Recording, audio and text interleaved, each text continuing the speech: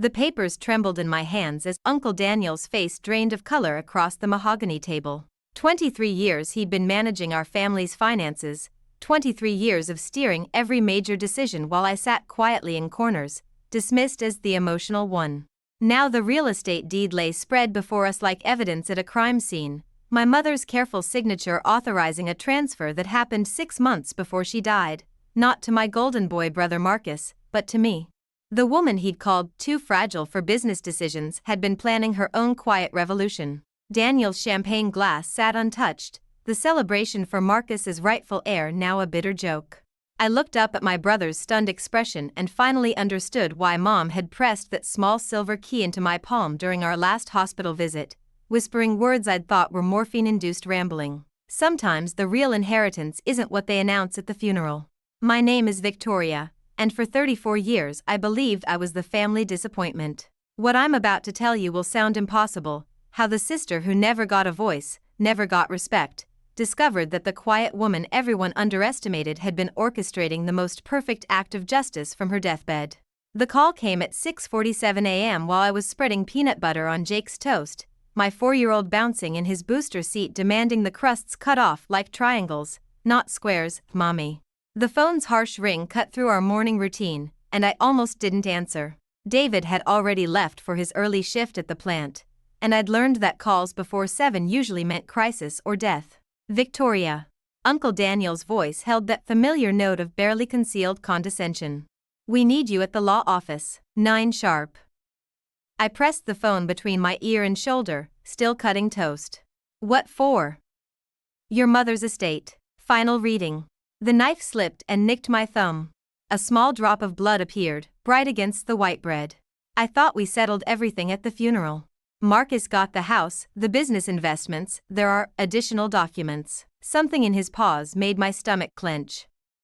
Uncle Daniel never hesitated. He'd been the family's unofficial patriarch since Dad died 12 years ago, the one who handled the complicated stuff while I focused on what I was good at, which, according to family consensus, was very little beyond making babies in casseroles. Can't it wait until 9 sharp, Victoria? Don't be late. The line went dead. I stared at the phone, then at Jake's expectant face covered in peanut butter. Mommy bleeding? He pointed at my thumb with sticky fingers. Just a little cut, baby. I ran it under cold water, watching pink swirls circle the drain. My hands were shaking slightly. They'd been doing that a lot since Mom's funeral 3 weeks ago. Dr. Martinez called it grief response, but it felt more like my body was preparing for something I couldn't name. I called Mrs. Henderson next door to watch Jake, then stood in my bedroom closet staring at clothes that suddenly felt crucial. The black dress from the funeral seemed too dramatic, but my usual jeans and sweaters would give Uncle Daniel more ammunition for his Victoria's not quite ready for adult responsibilities narrative. I settled on the navy blazer David bought me for his company Christmas party, even though it was too big in the shoulders. In the mirror, I looked like a child playing dress-up, which was probably fitting. At 34, I'd mastered exactly 3 things: keeping a toddler alive, making my grandmother's meatloaf, and staying quiet during family meetings. The law office sat in one of those converted Victorian houses downtown, all dark wood and brass fixtures designed to intimidate. I'd been here exactly twice, once for Dad's will reading, and once when Mom added Uncle Daniel as cosigner on her accounts just in case. Both times, I'd sat in the corner chair while men in suits discussed numbers that seemed to have nothing to do with the parents who taught me to ride a bike and helped with homework. The receptionist, a sharp-faced woman with silver hair, barely looked up when I gave my name. Conference room B. They're waiting. They. My stomach dropped.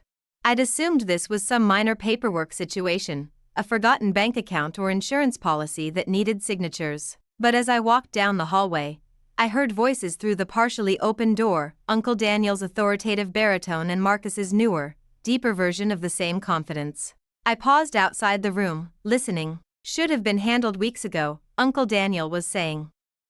I don't know why Harold insisted on this theatrical nonsense. She doesn't know anything about managing assets. That was Marcus, my older brother by 6 years, who'd spent the funeral receiving condolences like a young widower instead of a grieving son. Mom always said Victoria was too sensitive for the business side of things. Exactly. Which is why the trust structure re-established protects everyone's interests. Trust structure. I'd never heard those words before. I knocked softly and entered. The conference room held a long table surrounded by leather chairs that probably cost more than my monthly mortgage. Uncle Daniel sat at the head like a judge, his silver hair perfectly styled, expensive suit making him look every inch the successful financial advisor he'd become. Marcus occupied the chair to his right, wearing the kind of casual confidence that comes from never being questioned. They both looked up as I entered, and I caught something, a quick glance between them, like actors confirming their lines before the curtain opens. Victoria. Uncle Daniel gestured to a chair at the far end of the table. Of course. Thank you for coming. As if I'd had a choice. Where's Mr. Patterson? Harold Patterson had been Mom's lawyer for 20 years, a gentle man with kind eyes who always asked about Jake. Harold's handling another matter. I'm representing the estate today through the family trust. Uncle Daniel shuffled papers importantly. This shouldn't take long.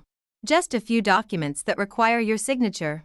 I sat down, my blazer riding up awkwardly. The leather chair was too deep, making me feel like a child at the adult table. What kind of documents? Standard transfer paperwork. Marcus leaned forward, his expression patient in that older brother way I remembered from childhood. Uncle Daniel's been managing Mom's portfolio since Dad died. Now that she's gone, we need to formalize the new structure. I nodded, though something felt off. And the new structure is? Another glance between them. Well, Uncle Daniel cleared his throat, your mother was very clear about her wishes. Marcus will take primary responsibility for the estate management, given his background in finance. You'll receive a monthly stipend, of course, for household expenses and Jake's needs. The words hit me like cold water. Stipend? It's actually quite generous, Marcus added quickly. $1,500 a month, plus the current house payments will be covered. You won't have to worry about anything complicated. I stared at them both, my mind struggling to process what I was hearing. What about the house? Mom's house? Will be sold. The proceeds go into the main estate account. Uncle Daniel's tone was matter of fact, as if we were discussing weather. Marcus and Sarah found a lovely place closer to the city. Better for the children's schools. Sarah, Marcus's wife, who'd spent exactly 3 family dinners complaining about Mom's outdated furniture and provincial neighborhood. But Mom loved that house. She and Dad built it. My voice sounded small, younger than I intended. Property management is complicated, Victoria. Uncle Daniel's smile held the same condescension I'd been swallowing my entire life. Your mother understood that emotion can't drive financial decisions. She trusted us to handle things properly. The room felt airless. I thought about Mom's kitchen, where she'd taught me to make bread and listened to every heartbreak of my teenage years. The garden where she and Dad had planted the apple trees Jake loved to climb during our Sunday visits. The front porch where she'd sat during those last months, watching the neighborhood kids ride bikes and telling me stories about my childhood I'd never heard before. I want to see the will. Of course. Uncle Daniel slid a folder across the polished table. Everything's quite standard. Your mother was very thorough. I opened the folder with trembling hands. Legal language swam across the pages, whereas and heretofores and party of the first part. But even through the formal terminology, the structure was clear. Marcus received controlling interest in all properties, investments, and business assets. I got a lifetime stipend dependent on good behavior and sound financial decisions as determined by the estate executor. Estate executor, Daniel Morrison. This doesn't sound like Mom. The words came out stronger than I'd expected. Marcus reached across the table and patted my hand like I was Jake's age. I know it's hard to accept, but Mom was practical. She knew you had enough stress with the baby and David's work situation. This way, you're protected. The word tasted bitter. I looked up at both of them, Uncle Daniel with his businessman's certainty, Marcus with his gentle superiority, and realized I was supposed to be grateful. Grateful to be managed, handled, provided for like a dependent child instead of a daughter who'd sat by Mom's hospital bed every night for 6 weeks, who'd held her hand through the pain medication and helped her eat ice chips when nothing else would stay down. Where do I sign? I asked quietly. Their relief was almost visible. Uncle Daniel pointed to several highlighted sections. As I picked up the pen, my thumb throbbed where I'd cut it that morning, and I thought about something Mom said during one of those long hospital nights. I'd been crying about the prognosis, and she'd squeezed my hand with surprising strength. Sometimes the people who underestimate you give you the biggest advantage, baby girl. I'd thought she was just being comforting. Now, staring at the documents that would make me a financial dependent for life, I wondered if she'd been planning something else entirely. But I signed. Because that's what good daughters do, they trust the family, they don't make waves, and they certainly don't question the men who know better. As I wrote my name on the final page, Uncle Daniel raised his coffee cup like a champagne glass. "To family," he said. "And to honoring your mother's wishes." Marcus lifted his cup too, smiling that older brother smile that had always made me feel simultaneously protected and diminished. I didn't raise mine. The meeting ended with handshakes and promises to stay in touch about the details. I walked to my car on unsteady legs, my mind spinning with numbers and legal terms I didn't understand. $1,500 a month. For the rest of my life. Dependent on their approval. It wasn't until I was sitting in my driveway that I remembered something else from Mom's final weeks. She'd asked me to clean out her jewelry box, said there were things there I might want to keep. I'd been putting it off, the task felt too final, too much like accepting she was really gone. Maybe it was time. That evening, after Jake was asleep and David was absorbed in his evening news, I drove to Mom's house with my key. The place felt hollowed out, too quiet without her television murmuring in the background or her humming in the kitchen. But I made myself climb the stairs to her bedroom. The jewelry box sat on her dresser, carved rosewood that had been my grandmother's. Inside, tangled among pearl earrings and the gold watch Dad gave her for their anniversary, I found something that made my heart stop. A small silver key on a delicate chain, with a note attached in Mom's careful handwriting, for when they think you don't know any better. Safety Deposit Box 247, First National. Truth has perfect timing. The bank's fluorescent lights made everything look sickly pale, including my reflection in the glass doors as I approached First National the next morning. I'd barely slept, Mom's note playing on repeat in my mind. Truth has perfect timing. What truth? And why had she hidden it from everyone, including me? Jake was at daycare, David was at work, and I'd told myself this was just curiosity. Probably another small account Mom forgot to mention. Maybe some bonds she'd bought during the war that were now worth enough for Jake's college fund. Nothing that would change the carefully orchestrated future Uncle Daniel had laid out for me. But my hands were shaking again as I approached the customer service desk. I need to access a safety deposit box. The silver key felt warm in my palm. The clerk, a woman about my age with tired eyes and a name tag reading Jennifer, looked up from her computer. Box number and identification, please. 247. I slid my driver's license across the marble counter, along with Mom's death certificate that I'd been carrying like a passport to grief. Jennifer's fingers clicked across her keyboard. I'm sorry, but this box is registered to Eleanor Hartwell. You'd need proper authorization or Eleanor Hartwell was my mother. My voice came out steadier than I felt. She passed 3 weeks ago. Oh. Jennifer's expression softened. I'm so sorry for your loss. Let me get Mr. Baldwin, he handles estate matters. Mr. Baldwin turned out to be a soft-spoken man in his 60s who moved like he had all the time in the world. He examined Mom's death certificate and my ID with the thoroughness of someone who'd seen too many family disputes over money. The box was opened just 6 months ago, he said, consulting his records. Your mother added you as sole accessor in the event of her death. Very unusual, most people include multiple family members. 6 months ago. Right around the time Mom's cancer had metastasized, when we'd all been pretending the treatments were still working. Did she say anything when she made the change? Mr. Baldwin smiled slightly. She was very specific. Said she wanted to ensure the right person found what she'd left behind. He paused, studying my face. She seemed to think timing would be important. He led me down a flight of stairs to a vault lined with numbered metal boxes. The basement felt like a tomb, all concrete and silence. Box 247 sat at eye level, unremarkable among hundreds of identical rectangles. Mr. Baldwin inserted his master key, waited for me to use Mom's key, then stepped back discreetly. Take all the time you need. I'll be upstairs when you're finished. The box slid out smoothly, heavier than I'd expected. Inside was a manila envelope thick with papers and something wrapped in blue silk that felt like jewelry. I carried everything to the small private room Mr. Baldwin had indicated and closed the door.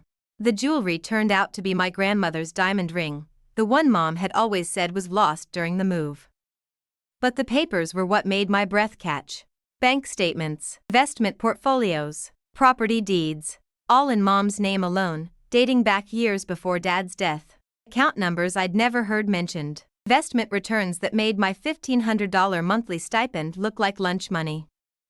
I spread the documents across the small table, my mind struggling to process what I was seeing. According to these records, Mom hadn't been financially dependent on Uncle Daniel's management at all. She'd been quietly building her own portfolio, making her own investment decisions, generating income that should have made our family wealthy instead of comfortable. At the bottom of the envelope was a letter in Mom's handwriting, dated just 2 months before she died. Victoria, if you're reading this, then Daniel's little performance about protecting the emotional daughter has already happened. I've watched him manipulate our family's finances for over a decade, skimming management fees and steering investments toward his own interests while convincing everyone I was too grief-stricken after your father's death to handle money. The truth is, I've been tracking every transaction. The house your brother thinks he's inheriting? I transferred the deed to you 6 months ago. The family trust Daniel created? It only controls the assets I allowed him to see. Everything else, the real estate investments, the dividend-generating stocks, the savings accounts I built while he thought I was just getting by, belongs to you now. I stayed quiet because I needed to see how far their greed would push them. The answer, apparently, is all the way to stealing my daughter's inheritance while convincing her it's for her own good. Use this information wisely. And remember, they underestimated both of us. I read the letter 3 times before the words truly sank in. Then I started going through the statements more carefully, cross-referencing account numbers and dates. Mom hadn't just been planning ahead, she'd been conducting a careful investigation. The pattern emerged slowly. Uncle Daniel had indeed been skimming management fees that were double the industry standard, administrative costs that seemed to appear whenever he needed money for his own investments, stocks sold at losses just before they recovered, with the profitable replacements purchased through companies he had connections to. But the most stunning discovery was the real estate. Properties I'd never heard of, purchased under Mom's name over the past 10 years. Rental income that had been quietly accumulating in accounts Uncle Daniel didn't know existed. According to the latest statements, these investments alone were generating more monthly income than David made in a year. My hands were steadier now as I photographed each document with my phone. Whatever happened next, I needed proof of what I'd found. The last item in the envelope was a business card for Harold Patterson, Mom's real lawyer, not whoever Uncle Daniel had substituted at yesterday's meeting. On the back, Mom had written, "He's been waiting for your call." I sat in that small, windowless room for nearly an hour, surrounded by evidence of a deception so thorough it had shaped my entire adult life. The family meetings where I'd been gently excluded from financial discussions, the subtle suggestions that I wasn't cut out for business, the way Marcus and Uncle Daniel had always exchanged meaningful looks when money came up, as if protecting me from complexity I couldn't handle. All of it designed to keep me quiet while they positioned themselves to inherit what Mom had actually built. I thought about David, working double shifts to keep up with our mortgage while I stretched grocery budgets and bought Jake's clothes secondhand. About the nights I'd lain awake worrying about what would happen if David got laid off, if Jake needed expensive medical care, if we couldn't manage the careful financial tightrope we'd been walking for years. Meanwhile, I'd been wealthy the entire time.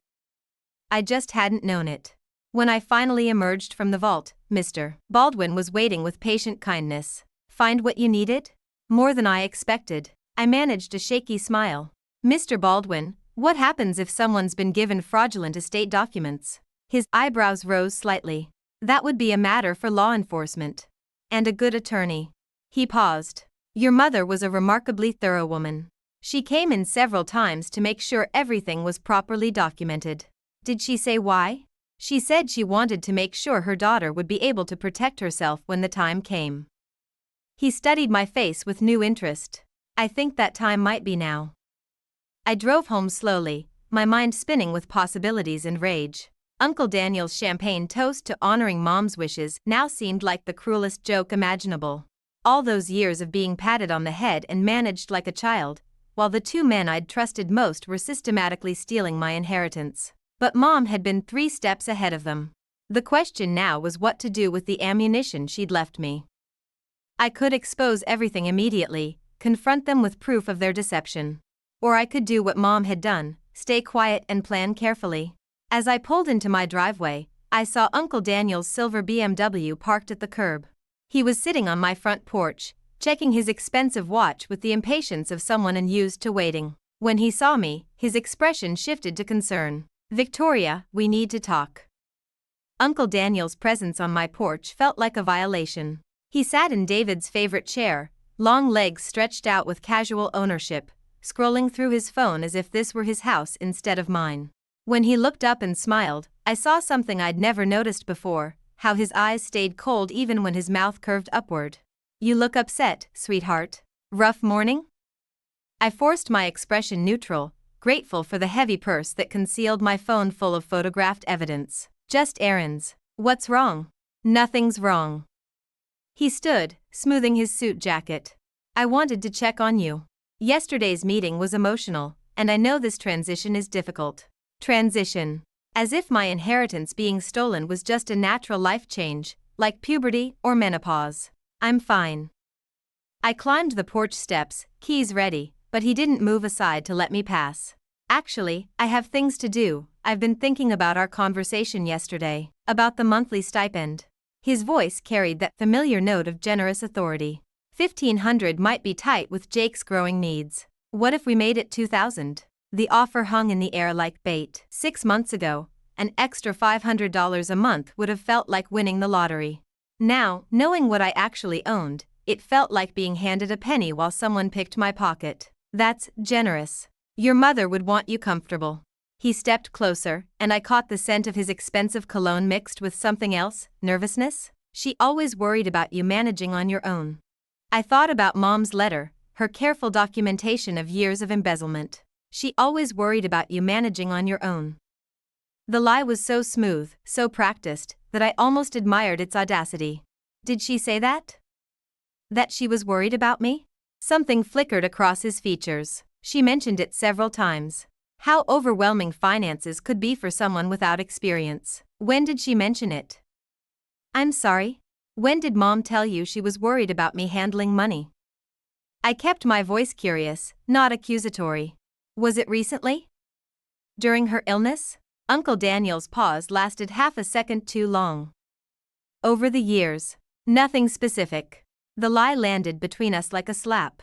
I'd spent more time with Mom during her final months than anyone, sitting through chemo sessions, helping her with medication schedules, listening to her stories and worries and hopes. She'd never once expressed concern about my financial capabilities. If anything, she'd seemed increasingly frustrated with how the family treated me. "The offer's generous," I repeated. "I should talk to David about it." Relief flooded his expression. "Of course. No rush." He started down the porch steps, then turned back. "Oh, and Victoria? I know emotions are high right now, but it's important not to make any impulsive decisions. Estate matters can be complicated, and sometimes people think they understand situations when they really don't." The warning was delivered with Uncle Daniel's trademark gentle authority, but I heard the steel underneath. "Don't cause trouble. Stay in your lane. Trust the men who know better." "I wouldn't want to complicate things," I said. "I knew you'd understand." His smile was warm now, genuine relief replacing whatever had brought him here. "You're a good girl, Victoria. Your mother was proud of how sensible you've always been." I watched his BMW disappear down our quiet street, then sat on the porch steps with trembling legs. He'd come here to gauge my reaction, to make sure yesterday's performance had worked. The increased stipend was meant to buy my contentment, to make me grateful enough not to ask uncomfortable questions. But what had spooked him? What made him think I might be suspicious? Inside the house, I called Harold Patterson's office using the business card from Mom's safety deposit box. His secretary put me through immediately, as if he'd been expecting my call. "Victoria." His voice was warm, familiar. "I'm so sorry for your loss. Your mother was an extraordinary woman." "Mr. Patterson, I need to ask you something. Were you supposed to handle Mom's estate reading yesterday?" A pause. "Yes, I was. But Daniel Morrison contacted me the night before, said the family had decided to handle things through their own attorney to keep costs down. His voice sharpened. Why? What happened? I told him about yesterday's meeting, about the documents I'd signed, about the trust structure that left me with a monthly stipend. As I spoke, I heard Harold making notes, occasionally asking for clarification. Victoria, those documents aren't worth the paper they're printed on. What do you mean? Your mother's actual will names you as primary beneficiary of her estate. I have the original in my safe, notarized and witnessed according to state law. Whatever Daniel had you sign yesterday was fraudulent. The kitchen spun around me. I gripped the phone tighter. So the house, yours, along with everything else. Your mother was very specific about her wishes. Harold paused. She was also very specific about her concerns regarding Daniel's management of the family finances. We'd been preparing for the possibility that he might attempt something like this. Preparing how? Documentation. Evidence. Your mother spent months working with a forensic accountant, tracking discrepancies in the investment accounts Daniel managed. She suspected he'd been skimming profits for years. I thought about the bank statements I'd photographed, the pattern of suspicious transactions. She was right. I assumed as much. Victoria, I need you to listen carefully. Don't sign anything else. Don't make any verbal agreements. And whatever you do, don't let Daniel know you've discovered the truth until we're ready. Ready for what? To file criminal charges. The words hit me like a physical blow. Criminal charges. Against my uncle, my brother. Against the men who'd raised champagne glasses to Mom's memory while dividing up her stolen assets. How much? I asked. How much did he take? Based on your mother's calculations, close to $2 million over the past 10 years. $2 million. I tried to wrap my mind around the number, but it felt abstract, impossible. That was movie money, lottery money, not the kind of sum that disappeared from middle-class family accounts managed by trusted relatives. Harold, yesterday Marcus acted like he knew about the arrangements. About the trust, about me getting a stipend instead of inheritance. Was he involved? That's harder to determine. Daniel might have convinced him the arrangements were legitimate, or Marcus might be complicit. Either way, your mother wanted to be certain you were protected. After I hung up, I sat in my quiet kitchen trying to process what my life had become in the space of 24 hours. Yesterday morning, I'd been a struggling mother grateful for family help with financial decisions. Now I was wealthy, betrayed, and apparently in possession of evidence that could send my uncle to prison. The front door opened, and David's voice called out. Vic? You home? Kitchen. He appeared in the doorway, still wearing his work clothes, face streaked with the grime that never quite washed off anymore. At 36, David looked older than his years, the kind of tired that comes from physical labor and financial worry. Seeing him now, knowing what I'd discovered, felt like looking at our marriage through a telescope from a great distance. You look pale. I wanted to tell him everything, about Mom's secret accounts, about Uncle Daniel's embezzlement, about the inheritance that could change our entire future. But something held me back, maybe the echo of Harold's warning, or maybe the strange new knowledge that I was wealthy enough to have choices I'd never imagined. Just tired. Long day. David opened the refrigerator, studying its contents with the expression of a man calculating dinner from leftovers. Did you call about Jake's preschool tuition? They're threatening to drop him if we don't catch up on payments. I'll handle it. With what? We're already behind on the mortgage, and my hours got cut again. He closed the refrigerator door harder than necessary. Maybe I should take that weekend construction job. The money's good, but it means missing Jake's soccer games. I watched my husband, good, hard-working David who'd never asked for anything beyond a stable life and time with his son, and felt the weight of secrets settling around me like chains. In my purse, bank statements showed enough money to pay off our house, Jake's education, and a comfortable retirement. But revealing that meant exposing a family betrayal so deep it might destroy everything I thought I knew about my own history. David, what would you do if you found out someone you trusted had been lying to you for years? He looked up from the bills scattered on our kitchen counter. What kind of lying? The kind that changed everything about your life. I guess it would depend on how much I had to lose by telling the truth. His eyes narrowed slightly. Vic, what's going on? You've been acting strange since yesterday. Before I could answer, my phone buzzed. Marcus's name appeared on the screen. Hey sis, How are you handling everything? I know yesterday was a lot to process. David was watching me, waiting for answers I couldn't give. Outside, a car door slammed, and through the window I saw Uncle Daniel's BMW back in my driveway. This time, Marcus climbed out of the passenger seat. My throat went dry. I'm fine. Just adjusting. Good. Listen, Daniel and I are in your neighborhood. Mind if we stop by? There are a few details about the estate we should clarify. They were already walking up my front path. Sure, I managed. See you in a minute. I hung up and looked at David, who was still holding our overdue bills. The family's coming over. About Mom's estate. Everything okay? I watched through the window as Uncle Daniel straightened his tie and Marcus checked his reflection in our front window. Two men coming to make sure their story held, to gauge whether yesterday's performance had been convincing enough. They had no idea I'd spent the morning discovering exactly how much they'd stolen, or that I was now wealthy enough to destroy them both. Everything's fine, I said, and opened the door to let the wolves into my house. They entered my living room like visiting executives, Uncle Daniel scanning our modest furniture with the benevolent superiority of someone doing charity work. Marcus carried a leather briefcase that looked expensive and new, probably purchased with money that should have been mine.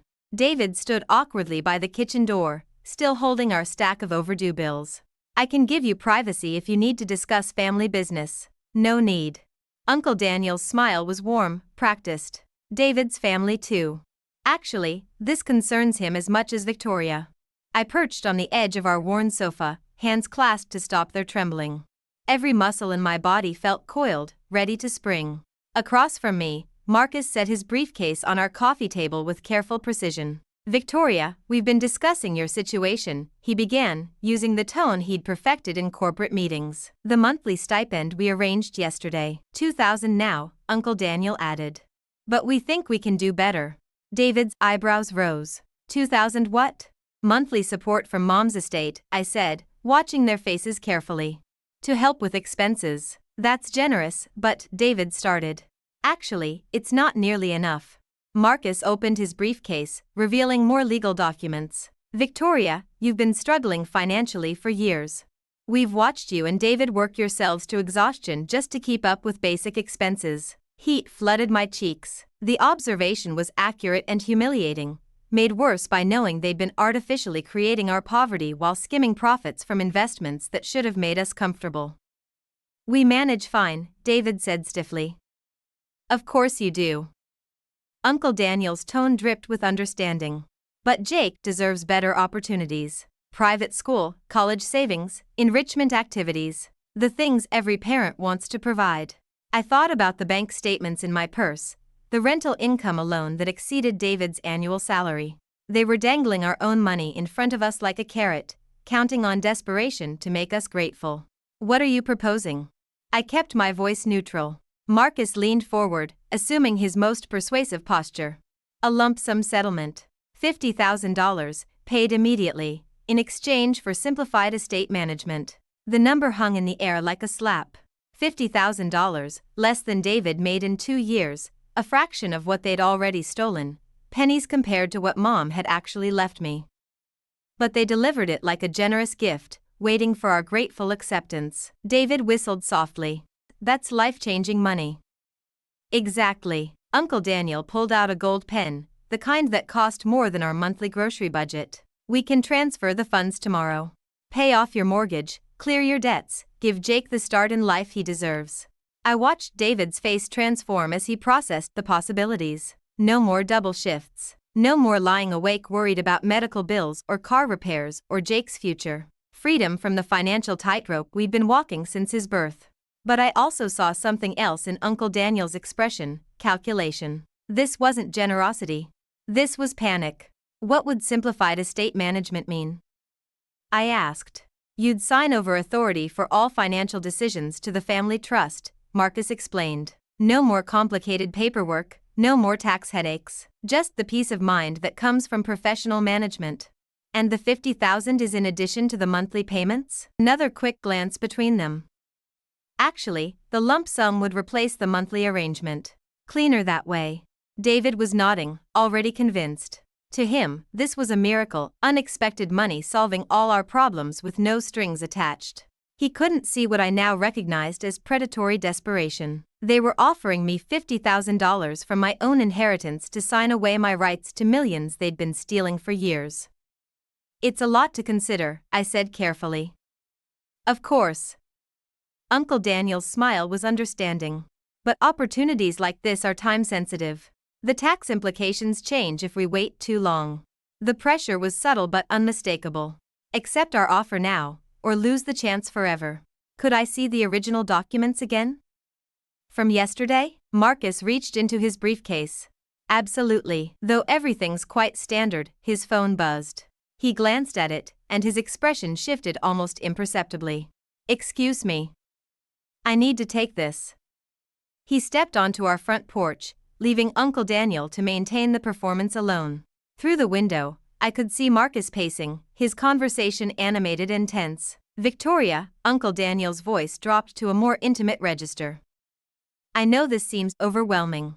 But your mother trusted me with her financial affairs for years. I would never steer you wrong. I know you wouldn't. The lie came easier than expected. She worried about you constantly. How you'd manage when she was gone, whether David's income would be sufficient for Jake's needs. His eyes were kind, concerned. She made me promise to look out for you. Another lie, delivered with such sincerity I almost believed it myself. But I remembered Mom's actual words from her letter. He thought I was too grief-stricken after your father's death to handle money. The truth is, I've been tracking every transaction. Marcus returned from his phone call looking pale. We should probably wrap this up. Victoria needs time to discuss things with David. Actually, Uncle Daniel said, I think we should address the elephant in the room. My stomach dropped. What elephant? Harold Patterson called Marcus this afternoon. Apparently you contacted his office today. The room went silent except for the tick of our kitchen clock. David looked confused, but I could see understanding dawning in his expression as he processed the tension. Harold was Mom's lawyer, I said carefully. I had questions about the estate. What kind of questions? Marcus's voice had lost its corporate smoothness. Just clarification. About how everything works. Uncle Daniel stood, his movements sharp now, efficient. Victoria, Harold Patterson is elderly.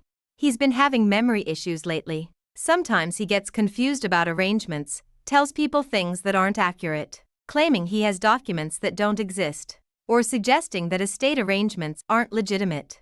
Uncle Daniel's tone was patient, but his eyes were hard. It's sad, really. We had to involve other attorneys because Harold's condition made him unreliable.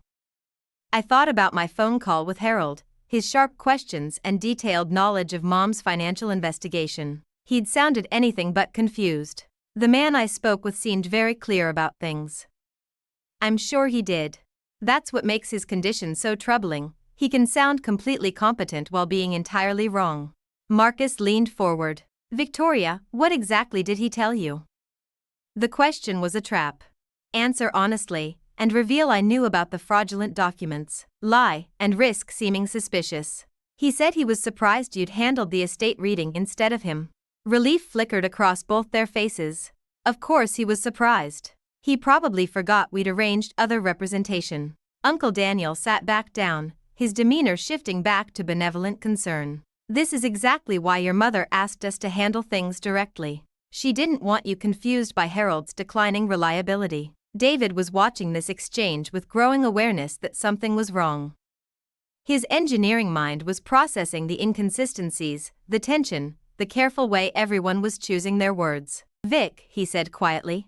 What's really going on here? Before I could answer, Uncle Daniel placed a fatherly hand on my shoulder.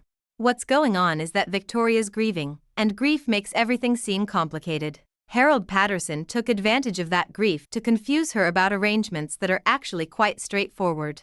I'm not confused, I said. Of course you're not.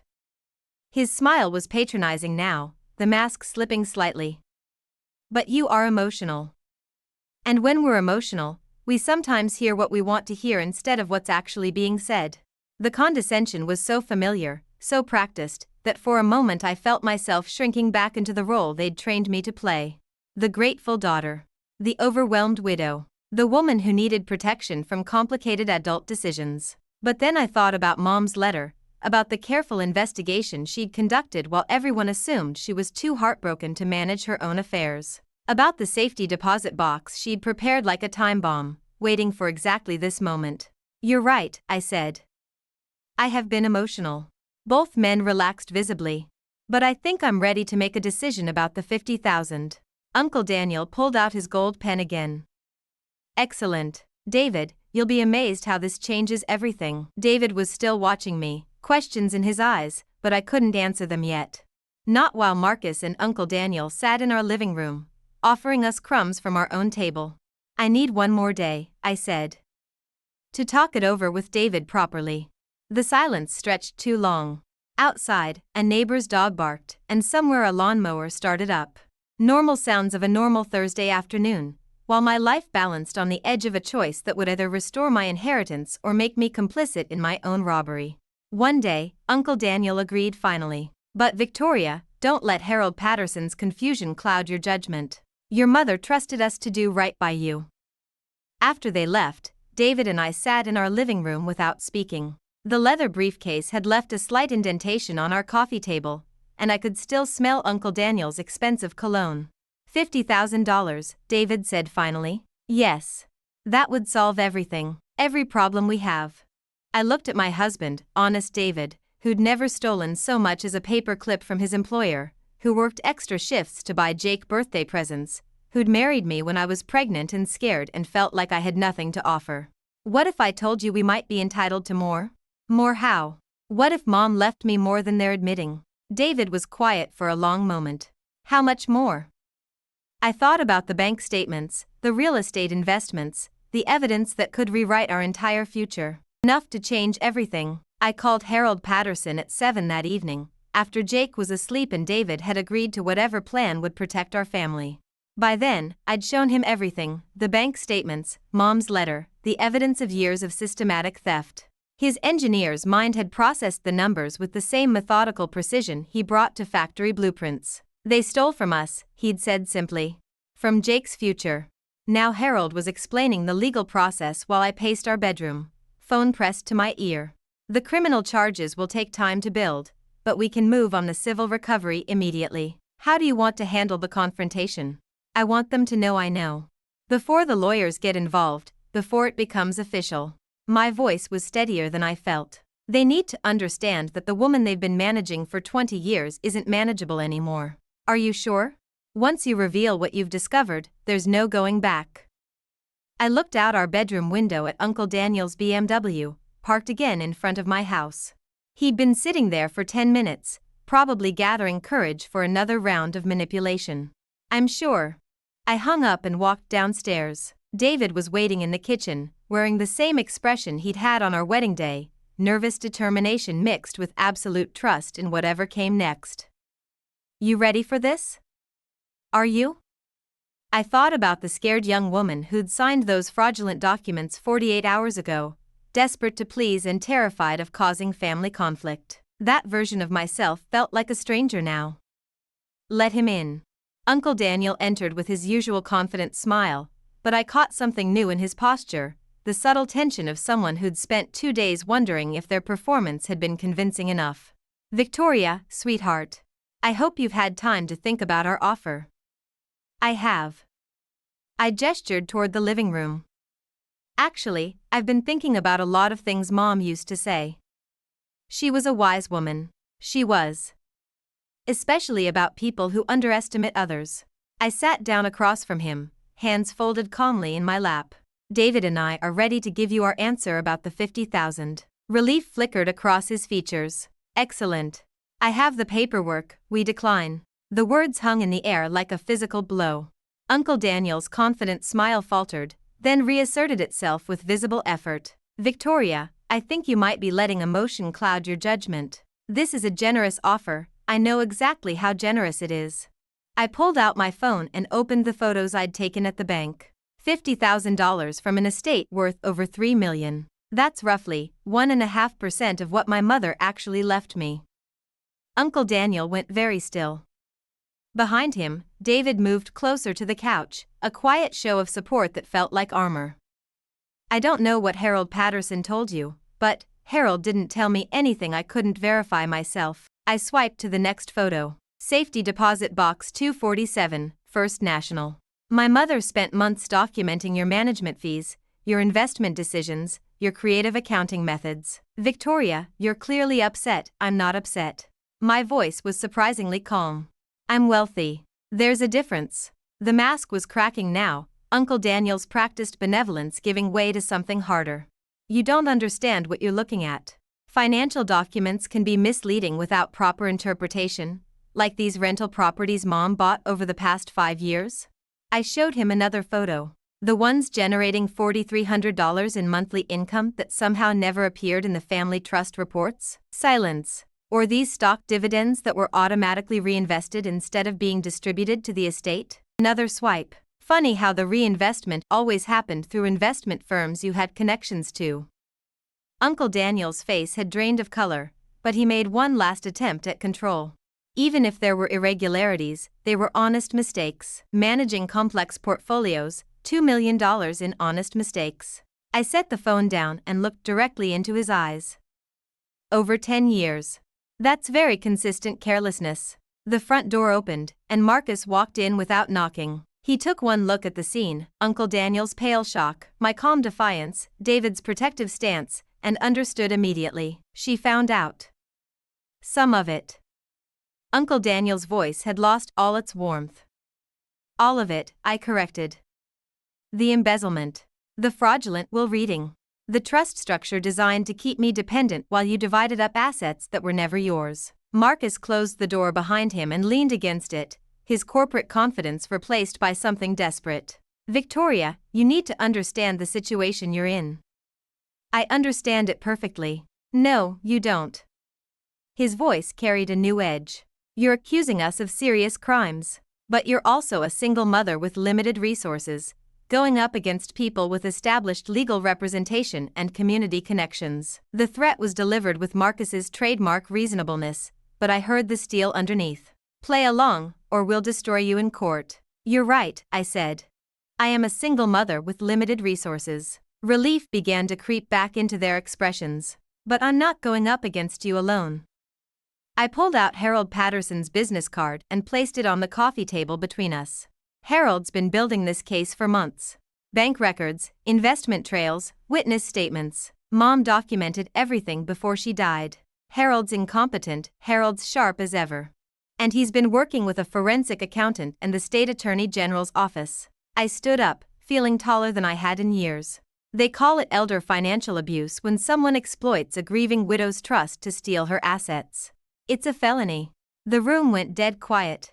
Outside, a car drove by playing music too loud, the sound fading into distance. Uncle Daniel found his voice first. What do you want? Full restoration of all assets, immediate transfer of legitimate inheritance, and repayment of everything you've stolen, with interest. That's impossible, then we'll let the courts sort it out. I walked to the front door and opened it. You can go now.